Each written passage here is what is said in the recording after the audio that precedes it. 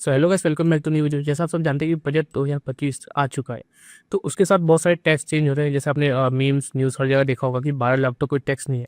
तो इसके ऊपर एप्लीकेबल क्या है, क्या चीज़ होने वाला बजट 2025 में, म्यूचुअल फंड के ऊपर क्या इफेक्ट आया है, और म्यूचुअल फंड की टैक्सेशन कैसे चेंज हुई है, और क्या 12 लाख तो कोई टैक्स नहीं है तो म्यूचुअल फंड के ऊपर इक्विटी एंड डेब्ट म्यूचुअल फंड टैक्सेशन पे क्या चेंज आया है, कितनी टैक्स रिलीफ प्रोवाइड हुई है। अगर आपको ये सब जानना तो इस वीडियो में देखिए। इस वीडियो में आपको पूरी चीज़ बताई जाएंगी। वीडियो स्टार्ट करने से पहले मैं आपको हमारी मास्टर क्लास के बारे में बताना चाहूँगा, जो कि ITR filing and tax planning के बारे में।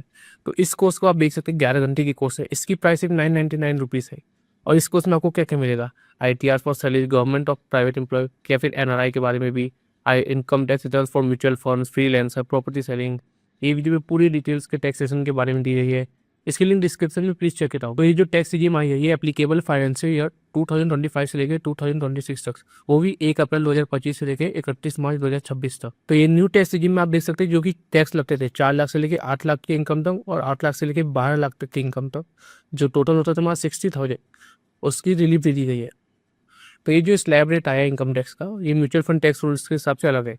और म्यूचुअल फंड्स में भी बहुत सारे टाइप्स के म्यूचुअल फंड होते हैं, पर आपको सिर्फ ये चेक करना है कि जिसमें आप इन्वेस्ट करें, क्या वो 65% से ज़्यादा इक्विटी इन्वेस्ट करती है, तो ये उसके लिए। तो सबसे पहले आता है शॉर्ट टर्म कैपिटल गेन पे। फॉर एग्जाम्पल, आपने किसी म्यूचुअल फंड में इन्वेस्ट किया है और उसको 1 साल के अंदर आपने बेच दिया, तो उसके ऊपर आपको 20% टैक्स लगेगा। और इसी के साथ आता है LTCG, long term capital gain. इसमें क्या होता है कि इसको आपको 1 साल के बाद बेचना रहता है। और अगर आपने इसको 1 साल के बाद बेचा, जितना भी प्रॉफिट होगा उसके ऊपर, आपको मान लीजिए आपने 5 साल बाद बेचा, तो जितना भी प्रॉफिट होगा उसमें से 1,25,000 की आपको एक्सेम्पशन मिल जाएगी। उसके बाद इस पर आपको 12.5% टैक्स लगेगा। हम लोग इसको एग्जाम्पल से समझते हैं। जैसे मान लीजिए आपने 80,000 का कोई म्यूचुअल फंड खरीदा और उसको 1 साल के अंदर 1 लाख का बेच दिया, तो आपका जो टैक्स लगेगा शॉर्ट टर्म कैपिटल गेन, वो 20,000 के ऊपर लगेगा, जो कि 20% है, जो कि हमारे इसका 4,000 होगा। और इसी के साथ मान लीजिए आपने कोई म्यूचुअल फंड खरीदा है 1 लाख का, और उसको आपने 2.5 लाख में बेच दिया 3 साल, 4 साल, या फिर 1 साल के बाद, तो इसमें जो आपका LTC की प्रॉफिट आ रहा है, लॉन्ग टर्म कैपिटल गेन का प्रॉफिट, वो 1.5 लाख आ रहा है। और इसमें से जो टैक्सेबल प्रॉफिट है उसमें देखिए हम लोगों ने माइनस किया है, जो कि एक्सेम्पशन मिला था हम लोग 1,25,000 का, तो फिर इसकी आ रही है 25,000 वाली। और इस 25,000 में से 12.5% टैक्स लगेगा, जो कि 3,125 आ रहा है। तो ये तो हो गया इक्विटी मार्केट के बारे में।